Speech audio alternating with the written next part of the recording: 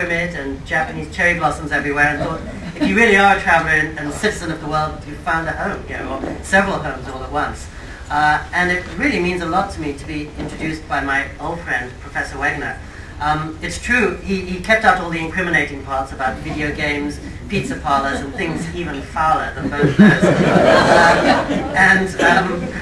I remember as we were slinking through the back alleyways of Cambridge, Massachusetts 30 years ago, actually not talking too much about Middlemarch, but a lot about the Yankees, the Red Sox, and Bruce Springsteen. I think we never imagined we'd end up here in this beautiful campus by the sea, in the sun, talking about the Lakers and all the real forces of nature that dominate our lives, the Dodgers included. So it's so touching. I mean, since I set foot in this campus an hour ago, I've actually met a lady I last saw when I was 2 years old. She actually saw me more than I saw her, but it was like having a large part of my past brought back to me, and then Dr. Wegner brings back another piece of my past, and I'm so happy to be invited by Dr. Barua too, who found me slinking around in search of pizza and Dodger players on the UCLA campus last year, and said, please come next April, and here it is, and here I am. I'm a little alarmed and amazed that there's so many people showing up here. Some of you are no doubt students who didn't exactly volunteer for it. But more amazingly, some of you look like you're actually here by choice, which makes me suspect that you think either Salman Rushdie or Bikram Seth is going to be the speaker here. All of us are here by choice. Nobody Yes, because Pico Iyer is meant to be here. We all were curious. Well, thank you very much. It really means a lot to me to be part of this this distinguished series, where I think so many of my heroes and inspirations have spoken over the years. So I'm feeling suitably cowed by the prospect. But when Dr. Barua and I were discussing this evening a few months ago, we thought that the natural thing for me to talk about was in some ways my passion as well as my life, which is those people, and I can see there are probably 70% of you in this room fit that category, those people who live outside the old categories and beyond nation states, the kind of people who, when somebody comes up to you and says, where do you come from, either you give a false answer, or you realize to give a true answer would take your whole life, and you probably still wouldn't have answered it satisfactorily. In other words, people who not just live outside the old categories, but I think are singing into being a whole new way of thinking about tradition and community and self and home. As you heard from Vipasha, I was born to Indian parents in England, and we moved to Southern California when I was 7. So it literally means that from the time I was in the 2nd grade, I couldn't really call myself Indian because I'd never lived in India. I don't speak any of its many languages. And I didn't look like anybody's idea of a typical Englishman. And if I was thinking I might call myself an American, I only had to pull out this greenish card that said permanent alien. And I knew that I couldn't exactly adopt this nationality. And actually, when I was growing up, I was pretty much the only dark-skinned kid in all my classes. And I really thought this was an unusual and very fortunate position to be in. I wasn't hostage to any of the enmities of my parents. And in some ways I could make up from scratch my sense of where I belonged and what I felt comfortable with and who were my tribe. But when I come onto a college campus today, and especially as I look around the younger students here, it seems to me that most people of student age these days are 50 times more international and multicultural than I ever was. And if you go around the streets of Los Angeles or New York or Sydney or Paris or any of the world's major cities, I think this is the generation that is really the honorary citizens of the 21st century, and people who are rooted in the future as much as in the past.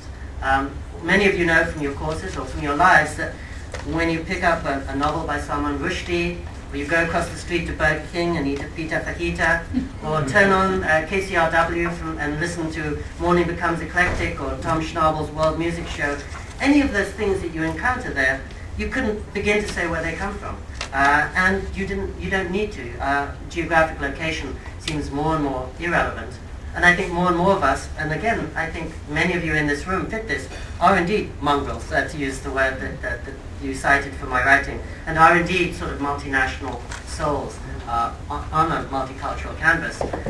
For example, at this wonderful reception we just had, it was was organized by the Indian Studies because the best drink on offer was tea. Probably the strongest drink on offer was tea also. So I thought, well, here's a wonderful little piece of India in the middle of Long Beach.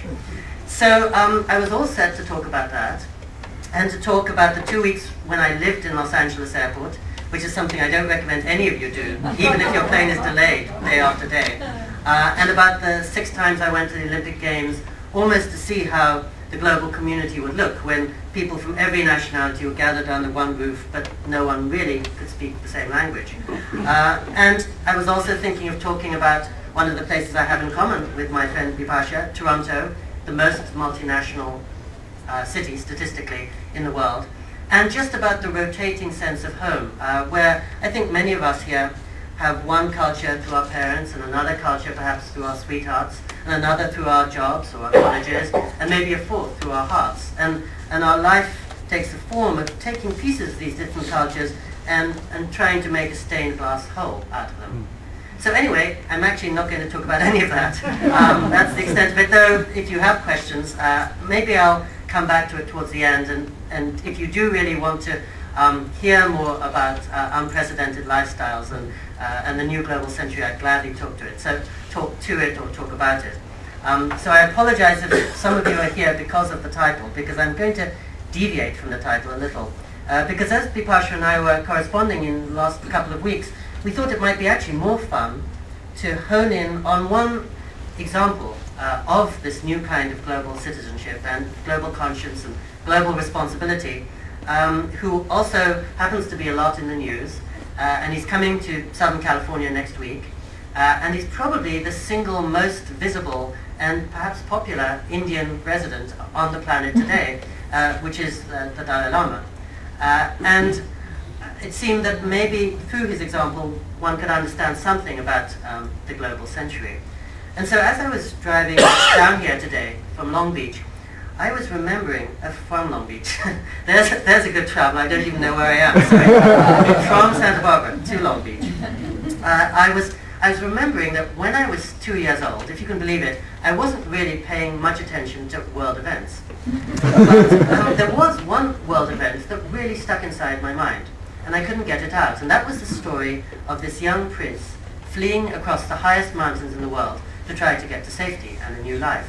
And these were the last days before television, and my parents and I were living in Oxford, England, and we had this little scratchy wireless radio on a shelf. And every evening at about 7 o'clock, my father would turn it on, and out would crackle a report. One day we heard that the young prince was getting a little closer to freedom. And one day we heard that his pursuers were gaining on him.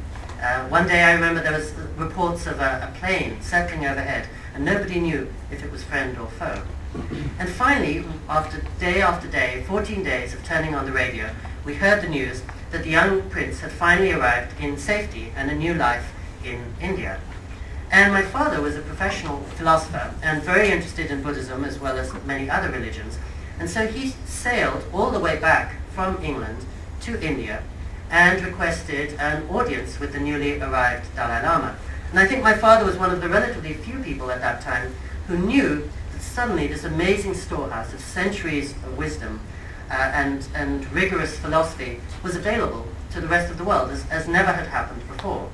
And the Dalai Lama's inclination is really always to open his door to everyone, so he summoned my father up to the foothills of the Himalayas, and they had a very long and fruitful talk. By good circumstance, my father was deep in research on Gandhi at the time, and of course the Dalai Lama, as he arrived in exile, was thinking with new intensity about Gandhi's precedent and about how to lead a non-violent resistance against an occupying power.